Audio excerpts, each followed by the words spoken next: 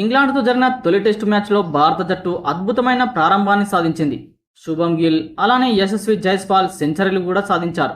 తొలి రోజు ఆట ముగిసే సమయానికి భారత జట్టు 3 వికెట్ల నష్టానికి 359 పరుగులు చేసింది. ఇక గిల్ కెప్టెన్గా తన తొలి టెస్టు మ్యాచ్లో సెంచరీ సాధించిన 5 భారత కెప్టెన్గా చరిత్ర సృష్టించాడు. ఇక ఇంగ్లాండ్తో 5 టెస్టుల సిరీస్లో భాగంగా శుక్రవారం ప్రారంభమైన తొలి టెస్టులో యంగ్ ఇండియా అద్భుతమైన స్టార్స్ అందుకుంది. తొలి రోజే 2 భారత బ్యాటర్లు సెంచరీతో చెలరేగారు.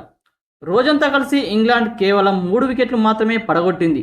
అయితే ఈ మ్యాచ్లో సెంచరీతో గిల్ సూపర్ రికార్డు కూడా సాధించాడు. ఇక శుక్రవారం టెస్ట్ క్రికెట్లో కెప్టెన్సీ అరంగేట్రంలోనే సెంచరీ చేసిన 5వ భారత కెప్టెన్గా శుభమ్ గిల్ నిలిచాడు. అయితే గిల్ కంటే ముందు మరో 4 భారత ఆటగాళ్లు ఈ ఘటన సాధించారు. మరి ఆ 4 ఎవరో ఇప్పుడు చూద్దాం. ఇంగ్లాండ్తో లీడ్స్ వేదికగా జరుగుతున్న తొలి టెస్టులో ఓపెనర్ యశస్వి జైస్వాల్తో పాటు కెప్టెన్ శుభమ్ గిల్ సెంచరీతో చెలరేగాడు. ఇలా కెప్టెన్గా తొలి టెస్టులోనే సెంచరీతో చేసిన 5వ భారత ఆటగాడిగా గిల్ కొత్త చరిత్ర సృష్టించాడు.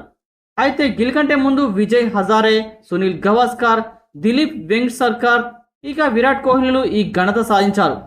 అయితే 1951లో విజయ్ హజారే ఇంగ్లాండ్తో జరిగిన మ్యాచ్లో కెప్టెన్గా తన తొలి టెస్టులో 164 పరుగులు నాటౌట్గా నిలిచాడు. ఆ తర్వాత 1976లో సునీల్ గవాస్కర్ న్యూజిలాండ్తో జరిగిన మ్యాచ్లో కెప్టెన్గా 116 పరుగులు సాధించాడు. ఇక 1987లో దిలీప్ వెంకటసర్కర్ వెస్టిండీస్తో జరిగిన మ్యాచ్లో 102 పరుగులు చేశాడు.